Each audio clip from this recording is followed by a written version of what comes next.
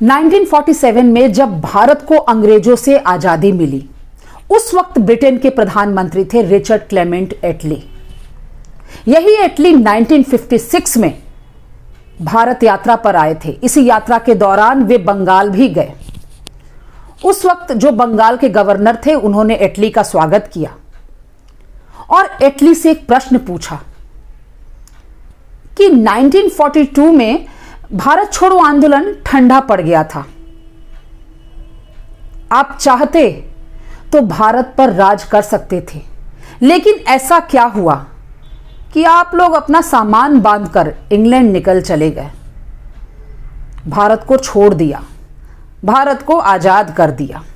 आखिर इसके पीछे का कारण क्या था? तब जानते हैं एटली ने क्या जवाब दिया? एटली ने उत्तर दिया कि नेताजी सुभाष चंद्र बोस की सेना ने हमारी नाक में दम कर दिया था, इसी वजह से मजबूरन हमें भारत छोड़ने का फैसला करना पड़ा। तब गवर्नर ने कहा कि आप लोगों को भगाने के लिए जो अन्य आंदोलन छिड़े हुए थे, क्या उनका कोई योगदान नहीं था आप लोगों को भगाने में? तो एटली ने कहा था, बहुत साधारण था, उससे हम लोग कम डरे थे, लेकिन ज्यादा खौफ तो नेताजी की सेना की वजह से ही था। ये उनकी कही हुई बात है जो भारत के आजादी के समय ब्रिटेन का प्रधानमंत्री हुआ करता था और जिनके एक दस्तखत से भारत आजाद हुआ था। नेताजी ने आजाद हिंद फौज की स्थापना की थी तो उन्होंने अपने सिपाहियों से साफ साफ कह दिया था कि मुझे नहीं पता कि हम में से कौन जीवित बचेगा, लेकिन मुझे यह जरूर पता है कि अंत में जीत हमारी ही होगी, विजय हमारी ही होगी। और यदि हमारे मर जाने से भारत जी उठता है तो हमें हंसते हंसते मर जाना चाहिए। लेकिन अफसोस यहां होता है जब हमारे सिलेबस में बाबर अकबर को बच्चों को पढ़ाने के लिए भर दिया गया है। अब तो काफी हद तक सुधार हुआ है, नहीं तो पहले तो हम लोग तो बाबर, अकबर, ताजमहल बस यही जानते हैं। अकबर ने अपने शासनकाल में क्या किया, सिराजुद्दौला का कहां से कहां तक साम्राज्य था, यही सब पढ़ने में जिंदगी बीत गई।